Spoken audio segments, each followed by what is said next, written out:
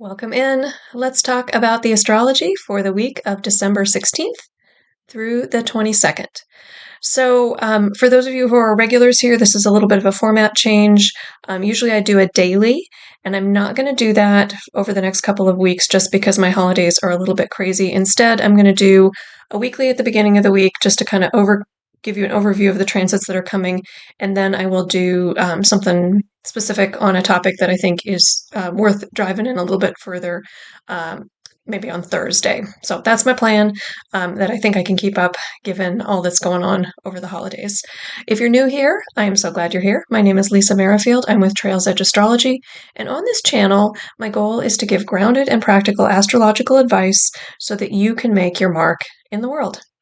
If you like this content, would you click the like button? That helps me know you're there. It helps the algorithm know this is useful.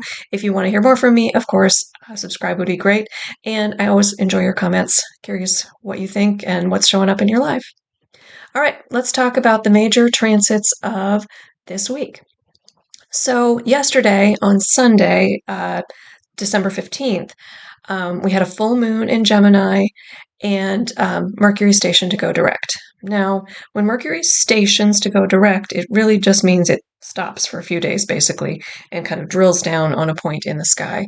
So, Mercury stationing to go direct doesn't mean an incredibly fast turnaround necessarily, but we're headed in that direction. So sometimes when Mercury stations to move in a different direction, things get wonkier before they get less wonkier. So just make sure to save all your files in the right place and read your contracts extra thoroughly, all those things. I believe I think it's like the week of January 5th that Mercury leaves its retrograde shadow. So in a few weeks we'll be through this Mercury retrograde if it has been particularly impactful for you. And while Mercury is going direct, do remember that Mars is still retrograde, and Mars will be retrograde through February 23rd.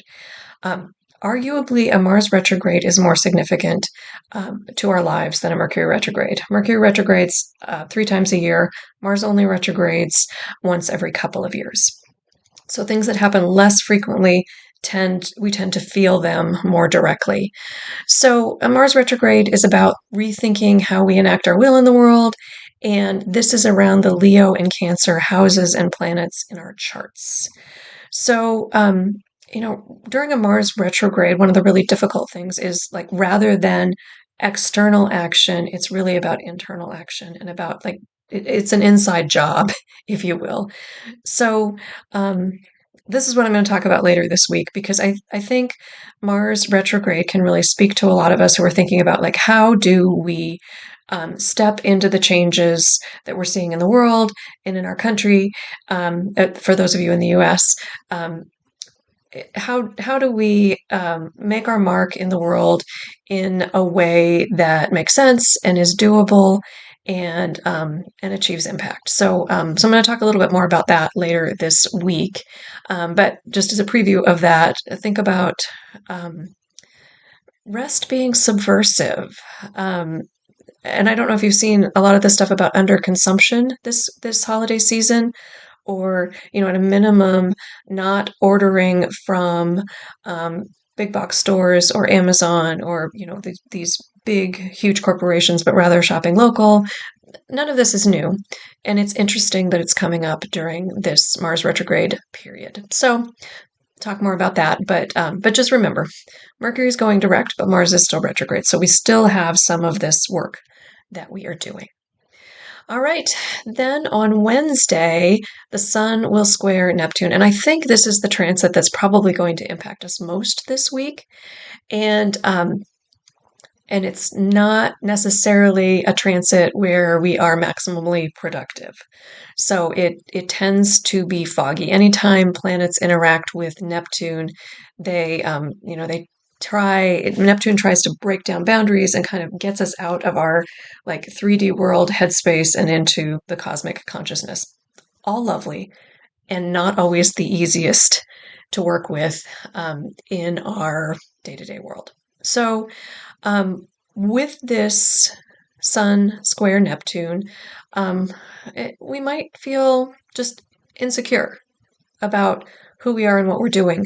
The details may not be readily available to us. So that's, yeah, and that doesn't always feel good. But know that that's the energy. You might also watch out for deceptive practices or things that are too good to be true, because sometimes we can fall for things that aren't good for us or beneficial. Um, the energy can certainly turn into unhealthy escapism. So sometimes when we have interactions with Neptunes, like this square, we tend to go to like shopping or watching TV or watching social media or whatever the things are we do when we want to check out of the world. So that might be a place that we go this week. And I'm not saying that's bad. That's what the energy is. But just make sure that whatever it is, wherever it is you go, you're not. Yeah, that there's some moderation in it, and that there's some healthy balance in it. Um, on the flip side, Sun square Neptune can also be a chance for some healthy escapism. That rest is subversive kind of concept, or maybe stepping up your meditation routine or leaning into your spiritual practices. Any of those kinds of things can be something that is beneficial during this time and might be useful and might feel good. But know that the bulk of the week we might have this real foggy energy, um, and it's just not going to be a great week for buckling down and doing the detail work. So hopefully, for those of us who celebrate winter holidays, or some summer holidays, if you're in the southern hemisphere, um, hopefully we've done the bulk of our work for the year, and uh, we can kind of just enjoy this time and really, focus on where we're going and what we're doing in a more cosmic kind of sense. Um, yeah, and I mean it fits really nicely in the fact that Mercury is not moving very fast. Mars is still retrograde. The Sun square Neptune kind of adds to that energy. So if you can help it, don't make huge decisions this week. Just healthy escapism, meditation, rest, read a good book, that kind of thing. On Thursday, December 19th, to add to this energy, we have Venus in Aquarius trining Jupiter in Gemini. This is over all really nice energy. It feels good, but it's probably not the greatest for maximal productivity. Again, it can lead to overindulgence. Trines are easy flowing energy, and Venus and Jupiter together are both benefic planets. They give us things that we like. Venus is very much about pleasure, and Jupiter is about optimism and abundance, and all those kinds of things. So when they're working together, sometimes it's not, it feels good, and and there's nothing wrong with it feeling good. Like, it's nice energy. And with the Sun Neptune square the day before, I just wonder if there might be some tendency towards overindulgence, or you know, some of that leaning into the fogginess. And if we're not careful, going towards some unhealthy escaping tactics. Being that Venus and Jupiter are in air signs, I wonder if it wouldn't be, or I would guess that the way you're going to go is towards, spending a whole lot of time on TikTok or social media. Um, and maybe that's good, and maybe it's not, and like, you have to make that decision. But just know that the energy in the middle of the week is foggy and has the potential for overindulgence. And it could be really lovely. Maybe your family's coming into town and you're just planning to um, sit back and enjoy, and that's all good. So yeah, balance it as you will. Know that this probably isn't the most productive week. I've said that a million times. I don't need to repeat it again, but that's the middle part of the week, is really that, sitting in that energy of what feels good, and balancing that with what you actually need to do. Um, and maybe you do need more feel good. Like, this has been a tough year, so lean in. All right, and then the last transit I want to talk about for this week is on Saturday, December 21st, and that's when the sun moves into Capricorn. So this is the solstice. So in the northern hemisphere, this is the shortest day of the year. In the southern hemisphere, it is the longest day of the year. Um, so it marks a really significant turning point in the light. And on the solstice, we move out of kind of the optimistic, um, eat, drink, and be merry, for tomorrow we shall die kind of energy that Sagittarius can sometimes bring, and into the practical, grounded, do the work you got to do Capricornian energy. So, um, this the sun moving into Capricorn also comes right before the second Jupiter-Saturn square, which is again helping us figure out the structures in our lives, what this next 20-year chapter looks like. So, so if you're working from an astrological calendar, this is often when we set our intentions. And I think this energy is really supportive of that. Like, what do you want to bring in this year? There's nothing wrong with waiting until, after New Year's Eve or whatever. And if you're working in astrological timing, typically we do it with the change in the sun.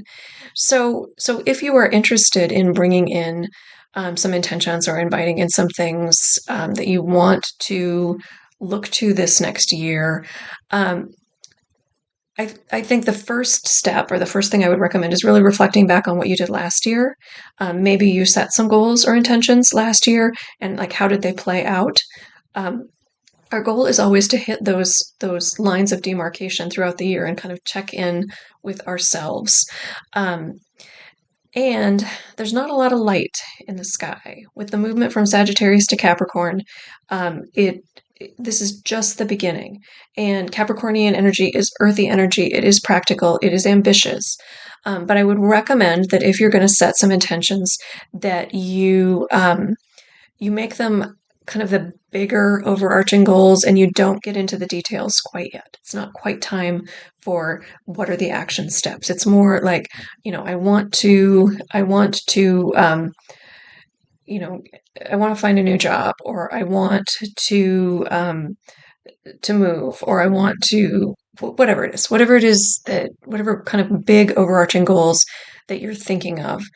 It's okay if you don't have all the steps set out, which is hard with Capricornian energy, but I want to invite you to just like think about what the big overarching goals are and know that you have time to work into what the steps are. So that solstice is significant. It is, it's a significant turning point in the year.